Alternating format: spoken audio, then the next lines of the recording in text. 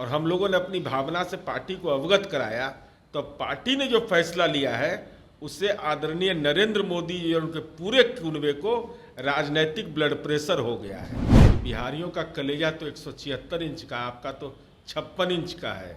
अगर कलेजा में दम है, प्रधानमंत्री की राजनीतिक पार्टी के पूरे कुनबे को मैं चुनौती दे रहा हूं कि नीतीश कुमार जी पर ऐसे मामले की जेल भेज देंगे।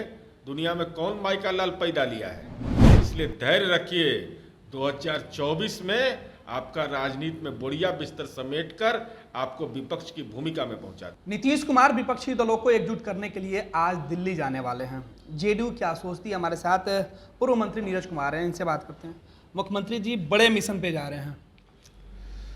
पार्टी की राष्ट्रीय परिषद ने माननीय मुख्यमंत्री नीतीश कुमार जी को अधिकृत किया है कि माननीय नीतीश कुमार जी ने 9 अगस्त के दिन जो पार्टी का फैसला हुआ और उसकी राष्ट्रीय परिषद से संपुष्टि हुई, तो देश के अंदर ऐसे दौर में जब सत्तारूढ़ दल क्षेत्रीय पार्टियों का राजनीतिक विनाश करने की घोषणा कर रहा हो, तो नीतीश कुमार जी चल पड़े दिल्ली की ओर और जाकर के तमाम राजनीतिक दल, वैसे दल जो भारतीय जनता पार्टी के खिलाफ है, वैचारिक रूप से खिलाफ है, वैसे तमाम नेताओं से संवाद करेंगे।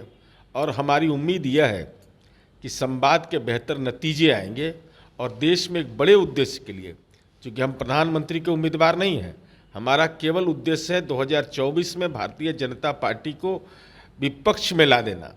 तो उस मिशन में हम जा रहे हैं, तो हमारी उम्मीद है कि उस मिशन में हम एक हद तक सफल होंगे। नीतीश कुमार दिल्ली जा रहे हैं और बिहार में बीजेपी के नेता अब सवाल उठाने रहे हैं। कभी उनके मित्र रहे, परम मित्र सुशील मोदी कह रहे हैं कि मिशन इम्पॉसिबल मिल गया है। विजय सिन्हा सवाल उठा रहे हैं। अरे तो क्या करेंगे, इन लोग को बहुत, जो बीजेपी के नेता बिहार वाला है, दिल्ली वाला बहुत डांटा है। इन लोगों को जानकारी है कि आप लोग को कुछ पता होता नहीं रहता है। कहा कि से भाई बिहार में नीतीश कुमार जी इतना बड़ा फैसला लेने जा रहे थे, आप सरकार में शामिल थे, आपको पता ही नहीं चला कि नीतीश कुमार जी के दिमाग में क्या चल रहा है। तो ये अब दिल्ली जाए कैसे? दिल्ली देखिए सब लोग बिहार घूम रहा है, डरे नहीं जाता है वहाँ केंद्रीय नेतृत्व के सामने, कहता है कि तुम लोग कोई जानकारी नहीं रखता है। तो इन लोगों को जो राजनीतिक अपमान हुआ है भारतीय जनता पार्टी के केंद्रीय नेतृत्व द्वारा, तो बयान देते रहिए।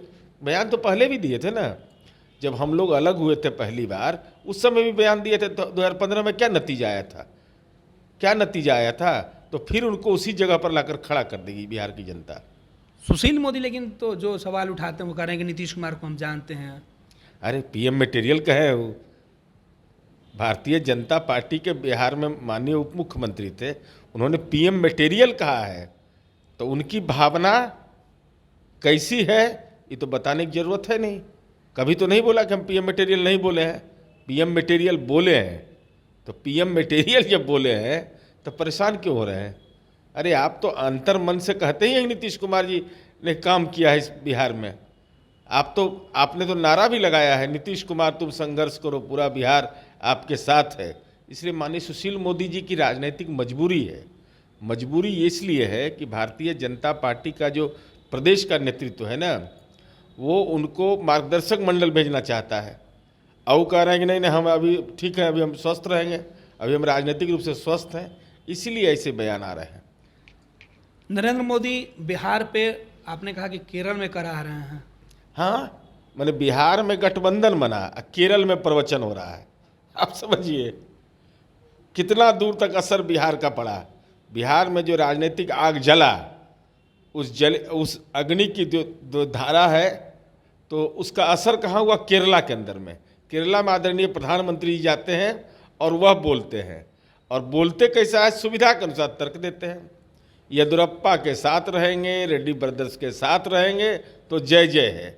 इसलिए चूंकि बिहार में न उनका जो पॉलिटिकल जो इंटेलिजेंस है वो fail, CBI fail, ED fail, पन्ना प्रमुख, शक्ति केंद्र, ये सब फेल कर गया। तो बिहार ये पूर्वोत्तर का राज्य, पूरब का राज्य है, तो स्वाभाविक है यहाँ सूर्योदय होता है।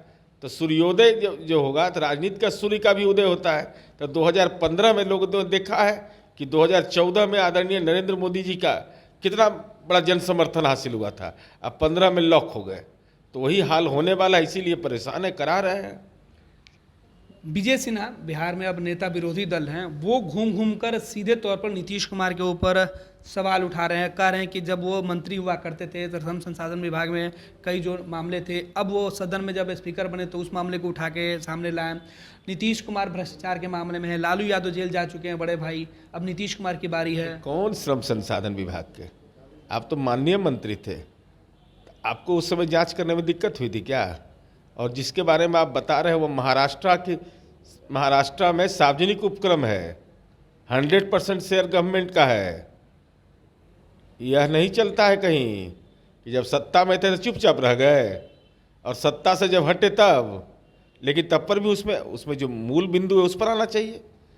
और माननीय नीतीश कुमार जी, अरे आप तो प्रतिपक्ष के नेता हैं केवल, अपने प्रधानमंत्री को कहिए, अपने गृह मंत्री को कहिए, अपने राष्ट्रीय अध्यक्ष को कहिए कि नीतीश कुमार जी के खिलाफ साक्ष्य खोजिएगा।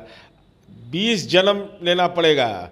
नीतीश कुमार जी वैसी शख्सियत है कि न आपके CBI, ED, इनकम टैक्स, पन्ना प्रमुख, राष्ट्रीय स्वयंसेवक संघ, इस तमाम लोगों का जो भी राजनीति में सातिराना दिमाग है, वह सातिराना दिमाग लगाते रह जाइएगा। नीतीश कुमार जी तो आपको मिलेंगे, ऐसे मोड़ पर मिलेंगे जब आप विपक्ष की भूमिका में पहुंच जाइए। लेकिन वो तो जेल भेजने की बात कर रहे हैं। दुनिया में कौन माई का लाल पैदा लिया? इन लोगों के पास क्या है?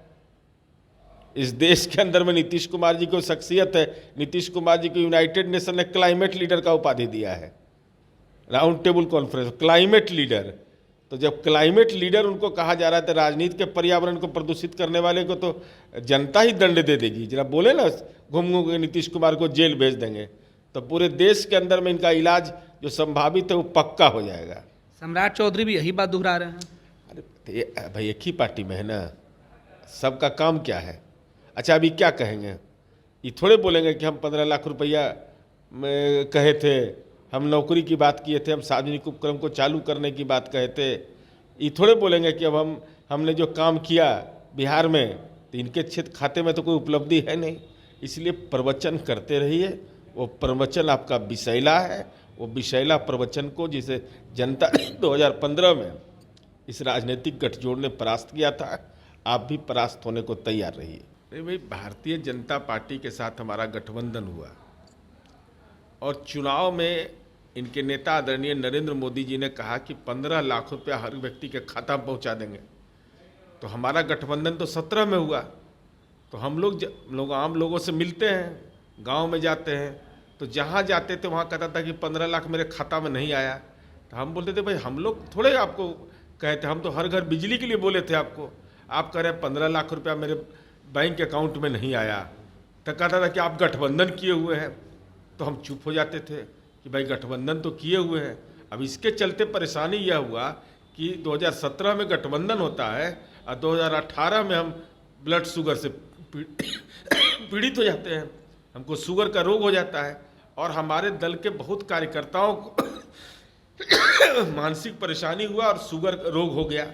तो हमको लगा कि जब हम लोग को शुगर हो गया और हम लोगों ने अपनी भावना से पार्टी को अवगत कराया, तो पार्टी ने जो फैसला लिया है उससे आदरणीय नरेंद्र मोदी जी और उनके पूरे कुनबे को राजनीतिक ब्लड प्रेशर हो गया है। हमने यह कहा कि बिहारियों का कलेजा 176 इंच का है। बिहार केसरी, भारत केसरी, इसी बिहार में पैदा लिया है लोग। तो बिहार में जो हमारी उपलब्धि है, तो हमने चुनौती दिया है कि बिहारियों का कलेजा तो 176 इंच का, आपका तो 56 इंच का है। अगर कलेजा में दम है, आदरणीय प्रधानमंत्री की राजनीतिक पार्टी के पूरे कुनबे को मैं चुनौती दे रहा हूं कि नीतीश कुमार जी पर ऐसे मामले की जेल भेज देंगे। दुनिया में कौन माई का लाल पैदा लिया है? और नीतीश कुमार जी को क्लाइमेट लीडर कहा गया है।